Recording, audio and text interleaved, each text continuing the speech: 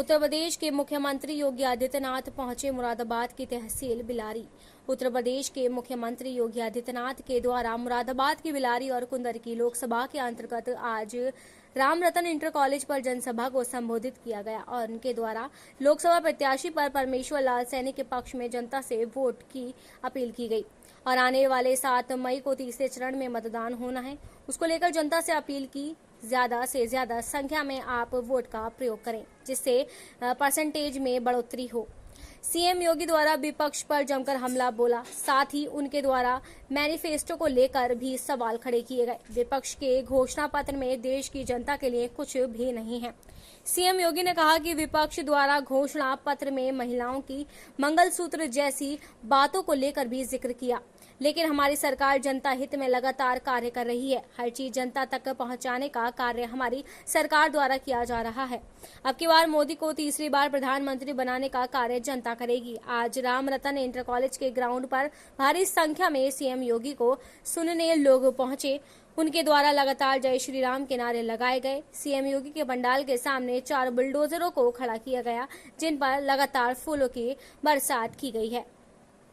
लगातार काम करते रहे ना, कोई संकोच नहीं रहा और सम विषम परिस्थितियों में, विपरीत परिस्थितियों में भी कार्य करने का जज्बा उनके मन में है और आज फिर भारतीय जनता पार्टी ने उन्हें प्रत्याशी बनाकर के उतारा है।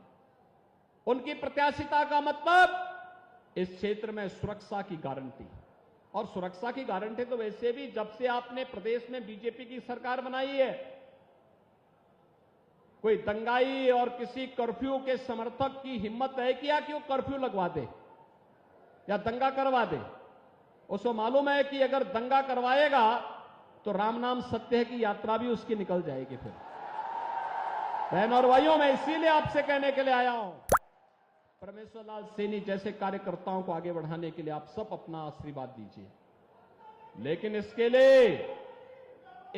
लिए आपको परमेश्वर लाल सैनी स्वयं बनना पड़ेगा। घर घर जाना होगा, एक एक वोट को कमल चुनाव चिन्ह पर लाना होगा। अगर आप इस कार्य को करने में सफल होते हैं तो बहनों और भाइयों, संभल में फिर से कमल खिलेगा और संभल में कमल खिलने का मतलब कल की अवतार की भूमिका की तैयार हो जाएगी। यही तो मान्यता है हमारे धार्मिक शास्त्र इसी बात का उल्लेख करते हैं। कलयुग में कल की अवतार होगी संभल में। अधर्मी, अत्याचारी, अन्यायियों को सही जगह पहुंचाने का काम करेंगे कल की भगवान, और इसका आधार बनेगा कमल का निशान। कमल निशान के लिए आपका आह्वान करने के लिए मैं आया हूं, आपसे कहने के लिए। और बहनों और भाइयों, इसके लिए आपको करना होगा, एक एक घर जाना होगा, स्वयं परमेश्वर लाल सैनी बनना होगा। बन पाएंगे, घर घर जाएंगे। बहनों और भाइयों, ये चुनाव महत्वपूर्ण है, देश का चुनाव है और देश के अंदर जो आवाज है कि फिर एक बार, अब की बार 400 पार के लिए संभल भी उसमें एक होगा। ये संभव कर पाएंगे, संभल संभव करेगा। और इसके लिए आपको कुछ दिन का समय, खेती बाड़ी का काम लगभग पूरा हो चुका है, लगभग पूरा हो चुका है। और 5 साल में तो एक बार चुनाव आते हैं, 2 बार आए तो भी क्या दिक्कत आ रही। देश के लिए अगर समय देने की आवश्यकता पड़ेगी, हम 1 दिन नहीं 1 महीने का समय देश के लिए कुर्बान करेंगे। ये सहमत है ना?